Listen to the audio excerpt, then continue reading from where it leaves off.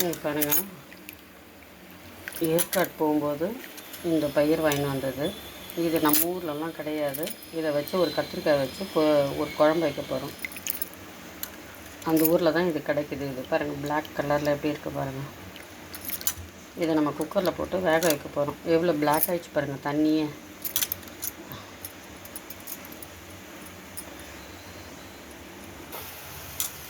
நம்ம குக்கரில் இந்த பயிரை போட போகிறோம். இதை நம்ம தண்ணி ஊற்றி நம்ம வந்து ஒரு 3 விசில் வைக்க போகிறோம். இப்போ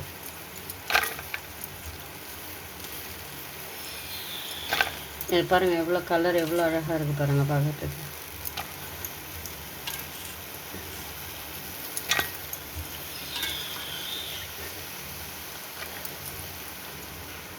பாருங்கள், தண்ணி ஊற்றியாச்சு. இது ஃபுல்லாக வந்து ஒரு 3 விசில் நம்ம வைக்க போகிறோம். இப்போ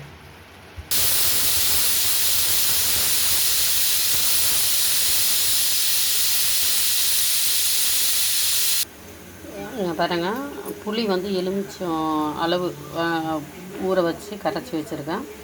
அதில் வந்து நம்ம மிளகாத்தூள் போட்டுக்க போகிறோம். குழம்பு மிளகாத்தூள்.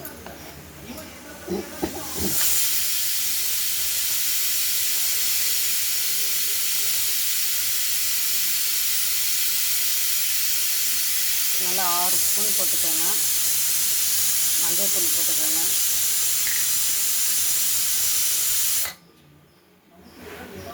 இதுக்கு வேண்டிய உப்பு நல்லா கரைச்சி வச்சுக்கோங்க.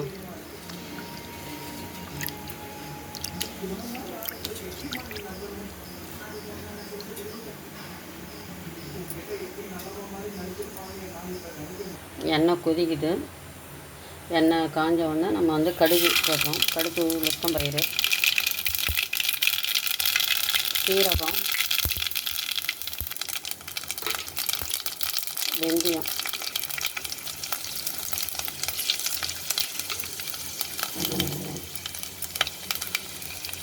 போட்டு வெங்காயம் போடுறோம்.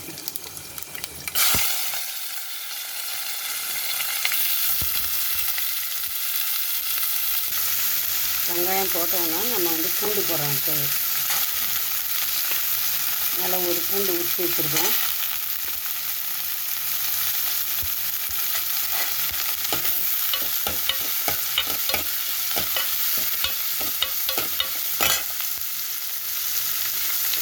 அடுத்தது நம்ம தக்காளி போட்டுக்க போகிறோம்.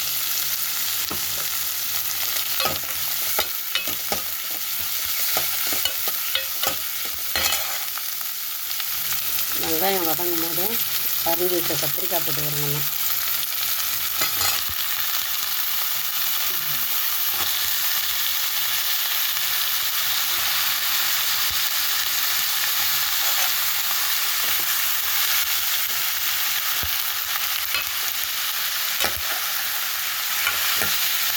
நம்ம நல்லா கொஞ்சம் எண்ணெயிலே கொஞ்சம் நல்லா கத்திரிக்காய் வதங்கட்டும். பாருங்கள், குக்கரில் வெந்திருக்கிற பருப்பை இதுலேயே நம்ம வெங்காயம் தக்காளியெல்லாம் வதக்கண்டு அப்படியே ஒரு விசில் வைக்க போகிறோம். நம்ம இதோடு சேர்ந்து அப்படியே நல்லா வெந்துடும். இப்போ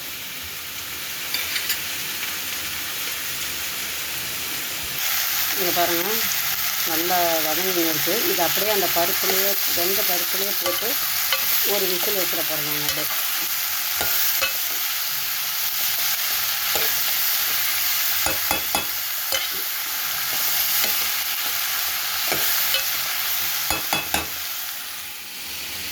இந்த பருப்பு பாருங்கள், நம்ம ஊரில் வந்து ஒரு மெரூன் கலராக இருக்கும். இது நல்லா பிளாக்காக இருக்குது. நானே இதுதான் ஃபஸ்ட்டு இது சாப்பிட்டு பார்த்த வரணும் தான் அந்த பயிர் எப்படி இருக்குதுன்னு தெரியும். அந்த ஊர் ஸ்பெஷல் போல் இருக்குது இது. பாருங்கள், எல்லாம் குக்கரில் கொட்டியாச்சு. நம்ம அந்த கரைச்சி வச்சுக்கிற அந்த புளி கரைசல், அந்த மிளகாத்தூள் எல்லாம் போட்டு கொதிக்க வச்சுட்டு நம்ம ஒரு விசில் வைக்க போகிறோம். குக்கர் வச்சாச்சு. ஒரு விசில் வந்தோன்னா நம்ம தேங்காய் ஊற்ற போகிறோம். இங்கே பாருங்கள், தேங்காய் அரைச்சி வச்சுக்கிறேன். அது நல்லா ஒரு விசில் வந்தோன்னா கொதி வந்தோன்னா உப்பை டேஸ்ட் பார்த்துட்டு தேங்காய் போட வேண்டியது தான்.